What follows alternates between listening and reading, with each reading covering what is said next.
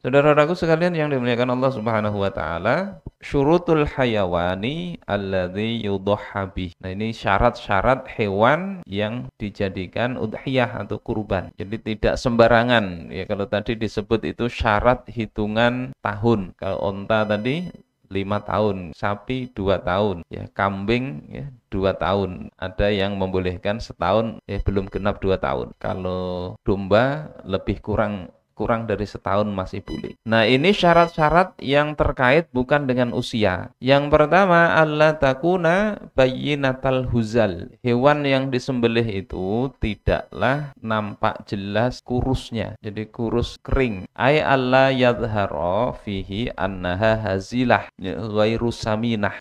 Yakni tidak nampak di dalamnya bahwasanya ada intinya, menyembelih masa tulang aja, la syahmah fi, tidak ada lemaknya. Wa amma idza kanat haqiqatal hazli fala yadurru walakin saminatan afdal. Ya, tetapi kalau sekedar kurus biasalah maka tidak mengapa, tetapi yang gemuk itu lebih afdal. Jadi dilihat kalau ada yang hewan kadang kurus ya, kayak apa kulit balut tulang, ada begitu. Nah, itu janganlah. Semakin gemuk semakin bagus untuk kurban. Kemudian yang kedua, alla takuna bayyinatal marad. Tidaklah hewan kurban itu ya nampak jelas sakitnya, ya, sakit. Apakah perlu dicek dokter? Ya enggak.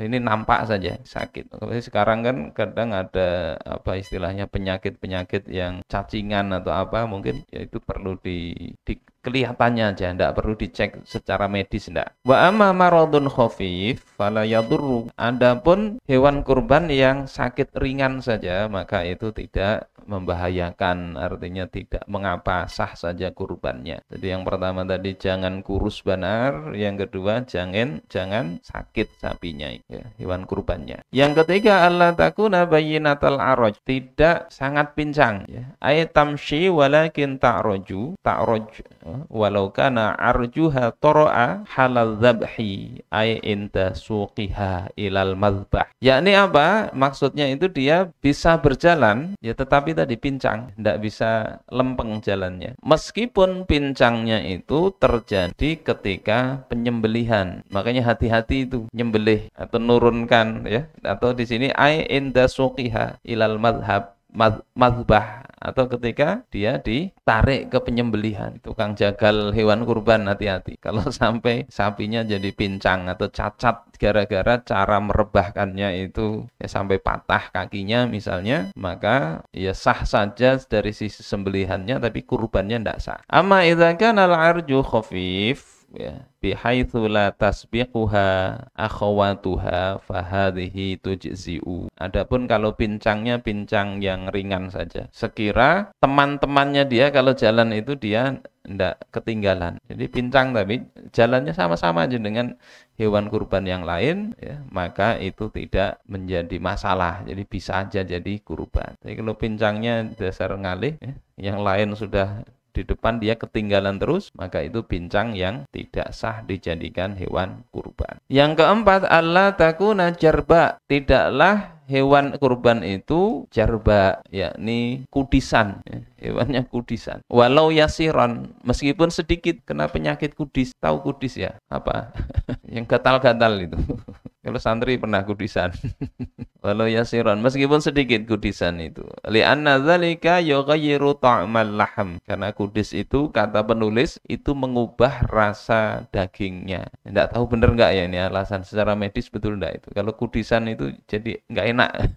Atau mungkin la takuna mu'ibah ya. Tidak boleh hewan kurban itu mu'ibah, punya sesuatu aib atau cacat. Aina qiswatul juz'i, yakni sebagian anggota badannya itu kurang ya, kaba'dil udhuni, seperti misalnya sebagian telinganya hilang. Li'annal udhuna udwun makulun, karena telinga itu adalah anggota badan dari hewan kurban yang dimakan. Jadi telinganya hilang, terpotong, maka tidak boleh. Wa amma idza lam yangkus bi angkana mahruqan fala yadurru. Adapun jika tidak hilang tapi dia ya tidak berkurang tapi terbakar misalnya, bekas terbakar sehingga meletot atau gimana ini telinganya itu, atau keseringan dijewer sehingga telinganya agak berubah, fala yadurru, maka tidak enggak apa-apa, ya, sah saja jadi kurban. Wa indal malikiyah tujzi'u maktu'atul udhun ila thulusiha. Nah, menurut mazhab Maliki telinga terpotong sampai sepertiga itu masih boleh, ya.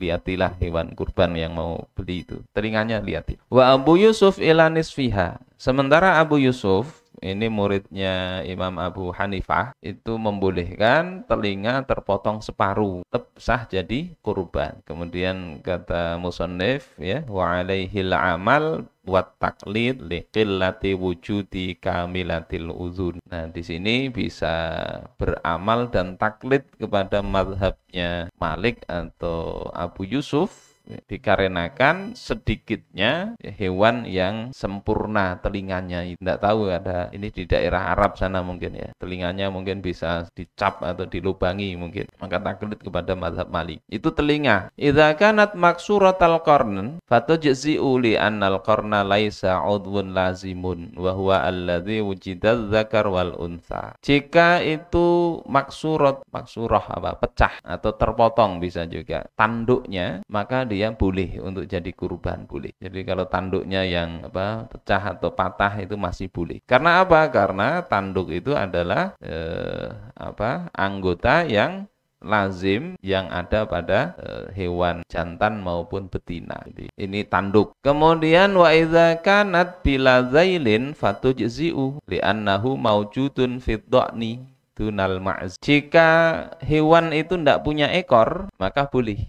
Tidak ada ekornya hewan itu, bujel ekornya. Karena itu ada pada do'an, pada domba, tapi pada ma'zu nggak ada. Zail, apa itu yang belakang yang apa, klewer-klewer itu, ya. Itu zail namanya. Jadi itu ada pada domba tapi tidak ada pada kambing. Idza qata'a syai'un fi udwin kabir kal fakhdhi la yadurru. Jika terpotong sesuatu, yakni di zailnya itu, ya, maka juga tidak mengapa untuk zail. Nah, kemudian wa idza qata'a dzanab fala tujzi'u wa huwa ghairu zail. Kalau zanab itu ekor. Zail itu kalau diterjemahkan ya ekor juga, tapi beda di sini. Kalau ekornya terpotong maka tidak boleh jadi hewan kurban. Dan zanab itu beda dengan zail. Zail itu yang kayak tadi di apa, ekornya domba itu, ya. Jadi dia anggota tubuhnya di domba. Kalau di bahasa Arab zail itu ya sama dengan zanab, ujung dari sesuatu. Kemudian berikutnya wa idza kanat amya au aura, ya, fala tujzi'u. Jika hewan kurban itu buta atau apa, aura itu buta sebelah atau apa, juling, ya, aura itu ya, model buta lah, enggak jelas melihat, maka juga enggak boleh untuk jadi hewan kurban. Kemudian yang berikutnya wa idza kanat mangkusotal khusyah. Jika kurang, khusyah itu biji kemaluan itu, nah, apa namanya, testis tujzi'u, maka boleh. Jadi hilang testis tidak apa-apa, hewan kurban itu tidak apa-apa, ya. Bahkan hewan yang dikebiri kan boleh jadi hewan kurban, tapi kalau ekor tidak boleh. Ekornya ditatak untuk sop buntut. Yang pertama ya haram, ya, karena ditatak waktu hidup itu hukumnya seperti hukum bangkai. Yang kedua, sisanya yang hidup itu tidak sah jadi hewan kurban. Tapi kalau dikebiri, ya, maka boleh jadi hewan kurban. Li'annahu al-khusyah udwun ghairu lazim yujadu fi dzakar dunal unsa. Karena biji testis itu adalah anggota yang tidak harus ada. Ghairu lazim, tidak mesti ada. Adanya pada jantan, tidak ada pada betina. Itu di bawahnya itu nadhoman dari Sofwatuz Zubat. Ini beberapa cacat dari hewan kurban yang tidak boleh. Pertama apa tadi? Sangat kurus. Yang kedua apa? Sakit, ya. Sakit yang berat, bukan sakit ringan. Yang ketiga, pincang, ya, sangat pincang. Yang keempat, kudisan. Yang kelima, terpotong atau kurang anggotanya. Tadi telinga misalnya, kemudian kakinya apa? Zanabnya, buntutnya tidak ada. Nah, itu beberapa hal terkait hewan kurban.